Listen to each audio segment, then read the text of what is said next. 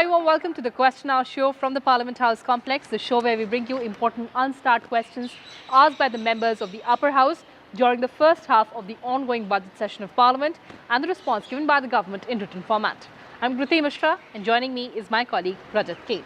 Thanks Kriti, and thanks to our audience for watching Question Hour. So Kriti, let's begin with the show.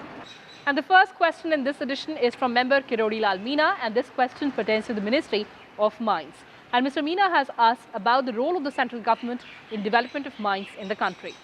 Giving a detailed reply, the ministry said that Mines and Mineral Development Regulation Act, that is MMDR Act 1957, is the central act which governs development and regulation of mines and minerals in terms of power vested in central government as per entry 54 of 7th schedule of the Constitution. The provisions of MMDR Act 1957 extended to the whole of India. The role of central government is to formulate broad guidelines for policies and enacting the regulatory framework for grant of mineral concession by the state governments and development of mineral deposits in the country. Accordingly, the central government has notified the MMDR Act 1957, which has been amended from time to time. The last amendment was on the 10th of January 2020. The following set of rules have been framed under MMDR Act for the purpose of development and regulation of mineral deposit, which are the Mineral Auction Rules 2015, the Mines and Minerals Contribution to District Mineral Foundation Rules 2015, National Mineral Exploration Trust Rules 2015, the Minerals Evidence of Mineral Content Rules 2015, the Minerals Non-Exclusive Reconnaissance Permits Rules 2015, the Minerals Mining by Government Company Rules 2015, the Minerals Other than Atomic and Hydrocarbon Energy Minerals Concession Rules 2016, the Minerals Transfer of Mining Lease Granted Otherwise than Through Auction for Captive Purpose Rules 2016, Atomic Mineral Concession Rule 2016 and Mineral Conservation and Development Rules 2017. Well, moving on, the next question was asked by member Narayan Lal Panchari from Ministry of Micro, Small and Medium Enterprises, and the member asked whether government has assessed the contribution of the micro, small and medium enterprise in gross domestic product, that is GDP of the country, during the last 3 years. As reported by the Ministry of Statistics and Program Implementation, the share of MSME in all India GDP during the year 2015-16, 2016-17 and 2017-18 has been 29.5%, 29.3% and 29.7% respectively. The government further says that Ministry of Micro, Small and Medium Enterprises implements various schemes for promotion and development of MSMEs across the country.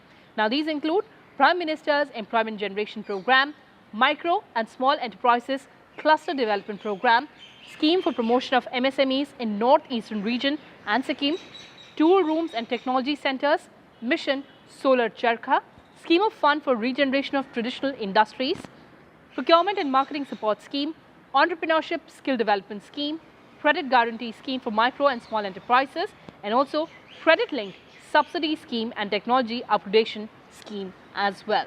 Moving on to the next question that has been asked by member A.K. Selvraj, and this question is to the Ministry of Road Transport and Highways. And Mr. Selvraj has asked the government whether it has approved green license plates bearing numbers in white fonts for private e-vehicles and yellow taxis. Well, replying to the query, the ministry said it has notified on 7th of August 2018 that the registration mark for the battery-operated vehicles to be exhibited in yellow color on green background for transport vehicles and for all other cases in white color on green background. The Ministry of Road Transport and Highways on 20 December 2018 issued notification which provides for the grant of driving license to citizens above 16 years to drive gearless e-scooters or bikes up to 4.0 kilowatt. The government has not mandated taxi aggregators to have certain percentage of e-vehicles fleet. The Ministry of Road and Transport and Highways on 18 October 2018 has granted exemption to battery-operated transport vehicles and transport vehicles running on ethanol and methanol fuels from the requirement of permit aiming to promote e-vehicles. Well, moving on, the next question was asked from Ministry of Sport. The members sought to know the status of upcoming expansion program, critical review and targets set under Khelo India and availability of resources therein. Well, Khelo India is a very ambitious scheme of the government to promote the culture of sports in the country, and recently Khelo India University Games have also been unveiled, and in this response, the government says that Khelo India scheme aims at promoting cultural sports as well as attaining excellence in the area of sports.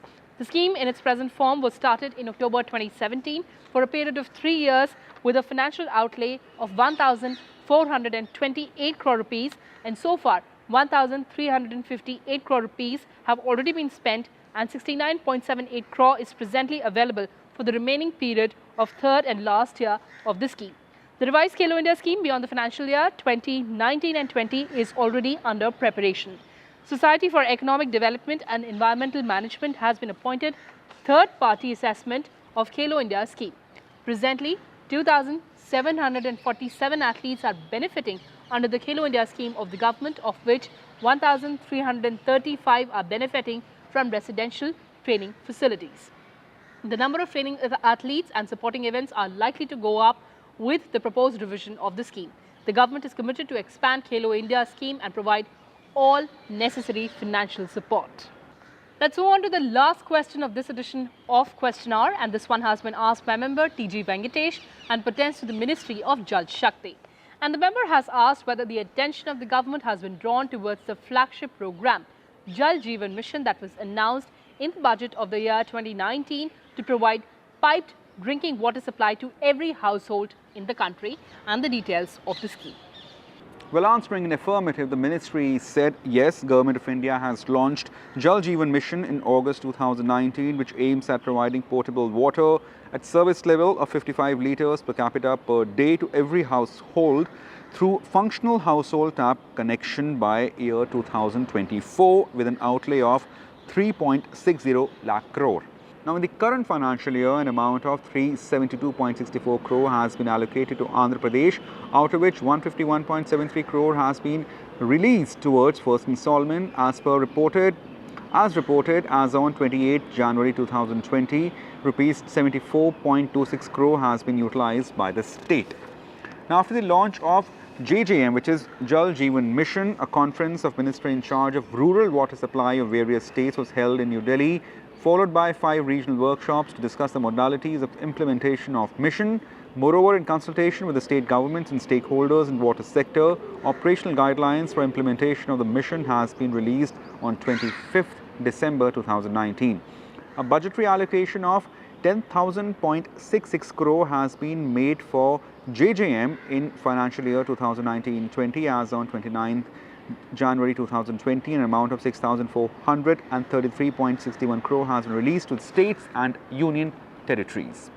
So, Rajat, that's all we had for our viewers in this edition of Question Hour. But on the other side, we'll have the Hindi version of Question Hour, Prashn Kal, with our colleagues Arvind Singh and Kriti Singh. Please stay with Rajya Sabha Television.